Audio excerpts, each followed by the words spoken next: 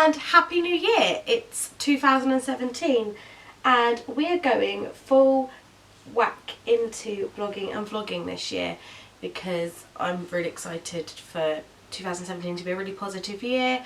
I'm getting married this year and I'm just going to really try to make this channel grow and my blog grow and try and make something of this, opposed to it just sort of being a hobby. I'd love it to be my job as well. So I thought it was about time that I filmed my labour and delivery story. I haven't got around to doing it yet. Iris is now 12 weeks old and I'm just really excited to finally voice the birth story. I wrote a blog post regarding the birth story, but I haven't voiced the birth story, so I'm really excited to sort of sit here and talk it through as well. It's probably could get quite a little bit emotional really. But Iris is falling asleep on me now. It's the evening, so she just had a bath and she's been swimming today and she's just getting exhausted, bless her. So it's sure to be a really long vlog, so I would suggest you get a cup of tea. I've got a cup of tea, Brad's got a cup of tea, and I've got it in my Channel Mum mug because I thought it would work really well to use my Channel Mum mug when I'm vlogging. So yeah, get a cup of tea, and apologies if this is a bit of a rambly video, but I love watching birth stories, so I thought I would film mine. So on the day that my contractions started, I'd been contracting on and off since about 32 weeks. So I'd had quite a few different hospital trips and fibronectin tests to check that I wasn't going to labour, because when they put the band around my stomach, I'm not really too sure what the term is, that was showing contractions on the machine. So although I wasn't progressing into labour, I had been contracting, and whether that played a part in my labour going the way it did, I don't know. But we even had a scare at 22 weeks where Brad called an ambulance because I was contracting every minute. So my body was contracting for a long time on and off. So when I was getting these contractions on the day of my labour, I was expecting them to stop. I wasn't believing that this was actually going to be real labour. So my labour started on the 22nd of October. My mum had been away for a week and I was really nervous about birthing a baby while she was out of the country, because me and my mum are extremely close. She was at my labour. She was there when Lucas was born, and although she wasn't going to be there whilst Iris was being born, she was having Lucas for me. But also, take away the childcare part, I still wanted my mum to be the first person, if not one of the first people to meet Iris. And the thought of me going into labour on the Monday when she went away and her having to wait till the Saturday was really nerve-wracking for me. So it was quite a freaky coincidence when she texted me at about, I think it was at about 10 to 6, saying that she was back in the UK, and at 5 to 6 in the morning, that was when I got my first contraction that I tracked. And it was sort of the same as when my waters broke with Lucas. I only had a couple of very mild contractions, but as soon as my mum pulled up at the hospital, I got my first contraction with Lucas. It was all a bit of a scary coincidence, and I don't know whether it's one of those things you look too much into or not, but either way, both times that my mum has either arrived or arrived back into the country, I got contractions and I birthed children, so it's quite a strange coincidence in my eyes anyway. So I'd had a sweep done on the Thursday beforehand. The 22nd was a Saturday.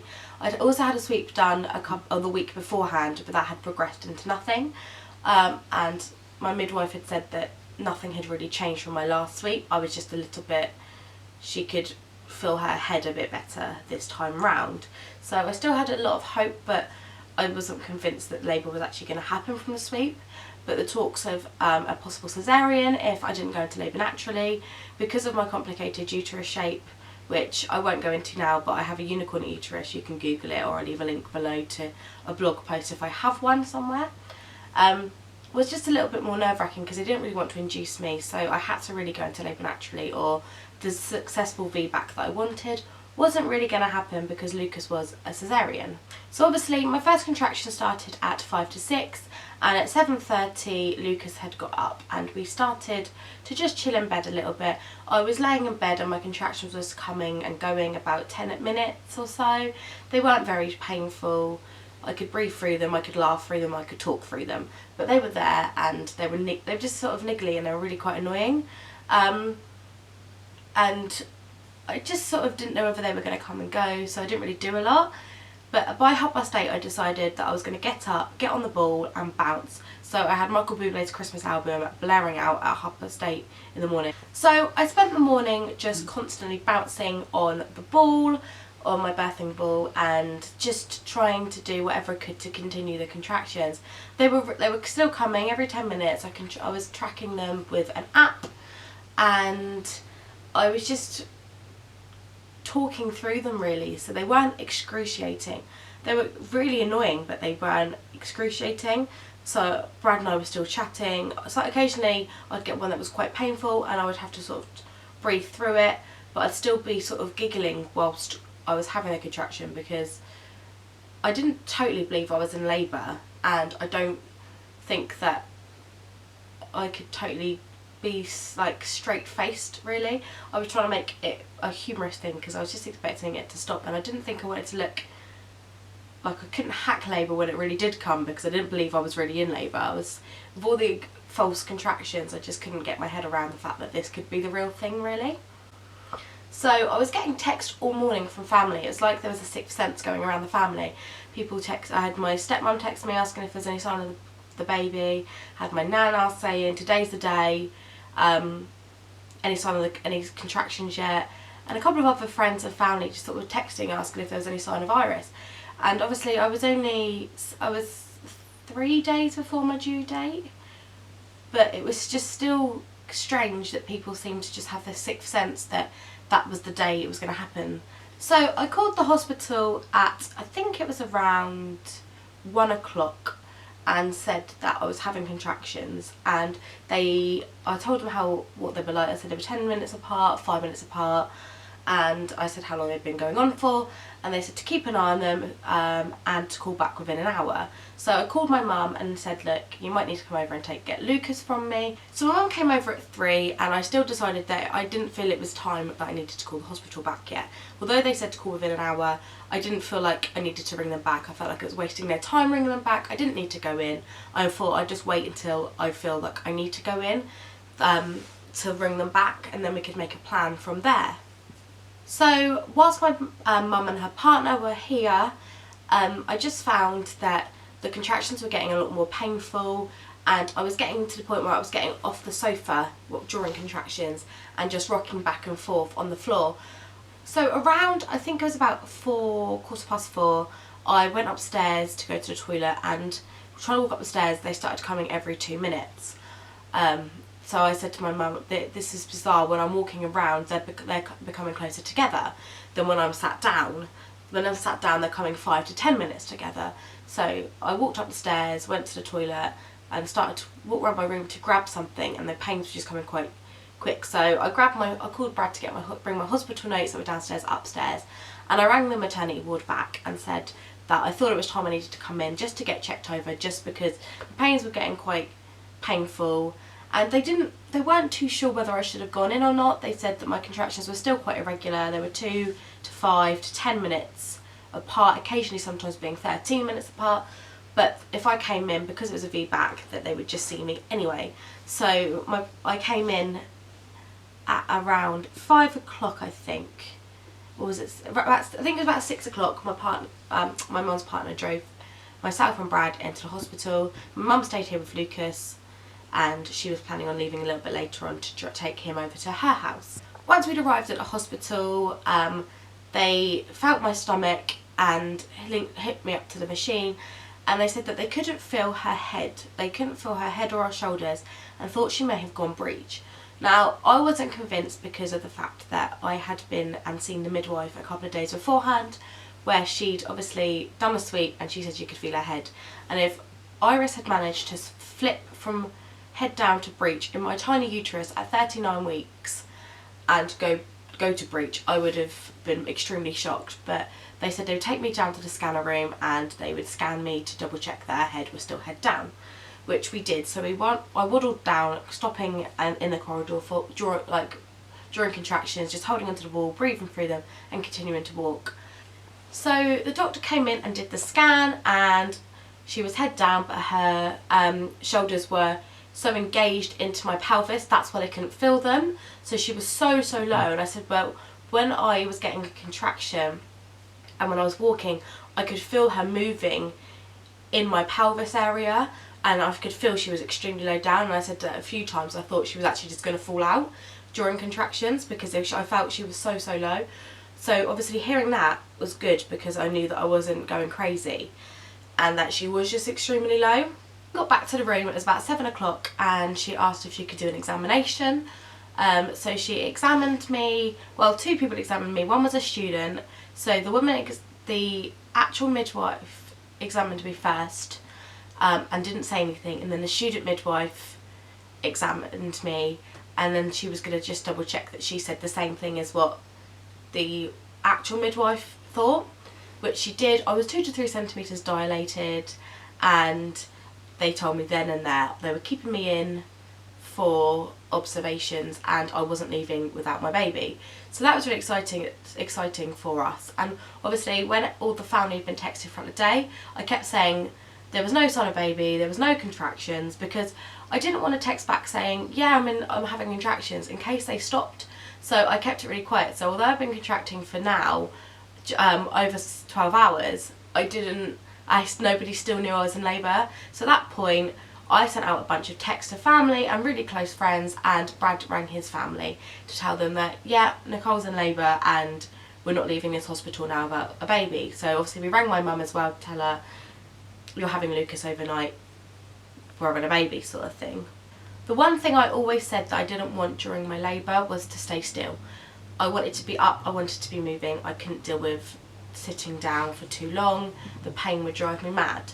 So we tried to get on the ball and to let me rock on my knees, but they said that being hooked up to the machine, every time I bent over with a contraction, it looked like our heart rate was dipping, and it would completely go off the scale. So they weren't happy to let me continue that, because if our heart rate did dip, they wouldn't be able to tell the difference between that and whether it was a false reading. So I was told I had to get on the bed, which I was quite pissed off about, because that was one thing I specifically said, I do not want to be strapped to a bed, it is my worst nightmare. When I'm in pain I need to be moving around.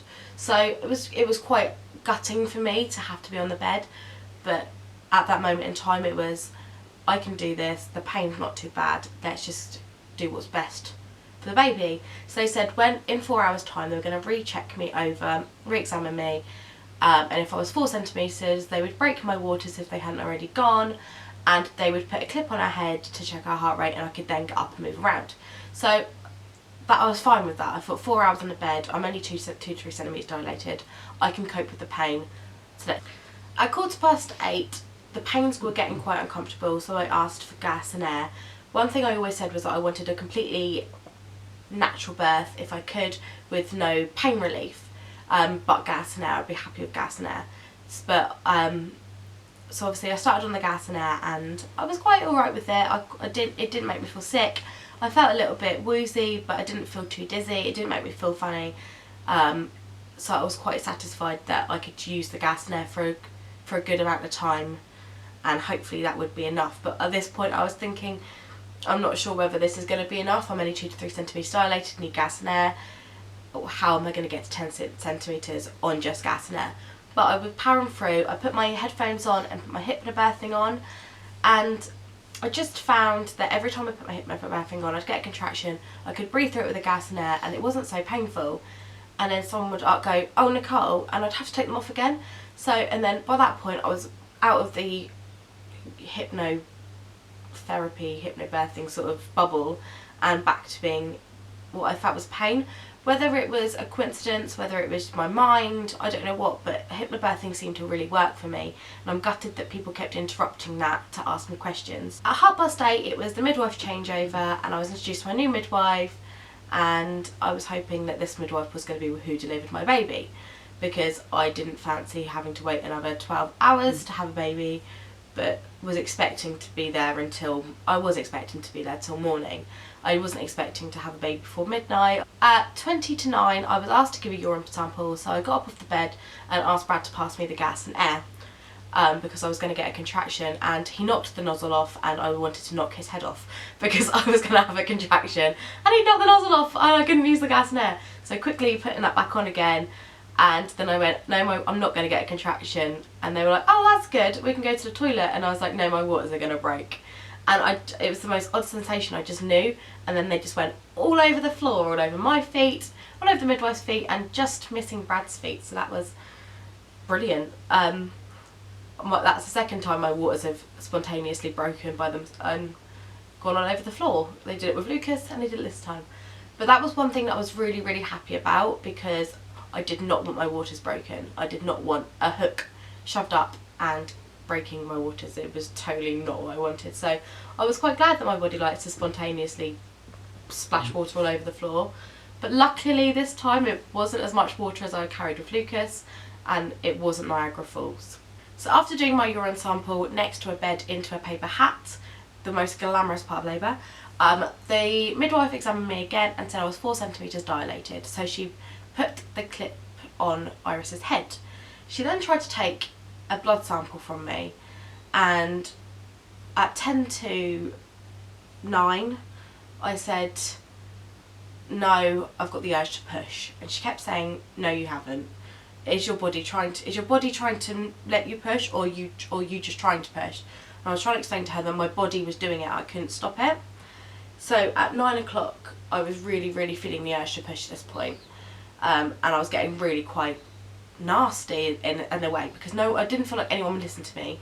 Brad said that he did feel like the midwife was listening to me, but I think it's completely different when it's you and it's your partner. And to be fair, she probably was listening to me, but in that moment I didn't feel like she was. I kept telling her my body wants to push, and I just felt like she wouldn't examine me, and it seemed to take too long. Although it was only about 10 minutes from me saying I needed to push till she actually examined me, I felt like that was too long.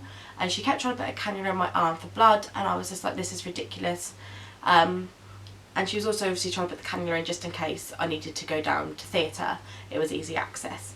But it was getting too much for me. So just after 9 o'clock, she finally examined me and said to Brad to push the button because I was fully dilated. So I'd gone from 4 centimetres to 10 centimetres in 15 minutes, and that was it. I just knew I needed to push. So I was pushing and pushing. She's still trying to get this cannula in my arm, and another midwife came in and said, you need to put the cannula in, and she was like, no, she's about to push the baby out. So the cannula finally came, the attempt to put the cannula in finally came out of my arm, and I was hanging off the edge of the bed, and they kept trying to put me back in a better position, but this was the position that I felt the most comfortable in. But now I look back on it, it was totally an awful position to be in, because I've definitely damaged my back at the bottom bit here, and all around my pelvis. I still really struggled to walk a little bit now because I was obviously pushing at such a bad angle. At about, let's be specific, about 9:13 p.m.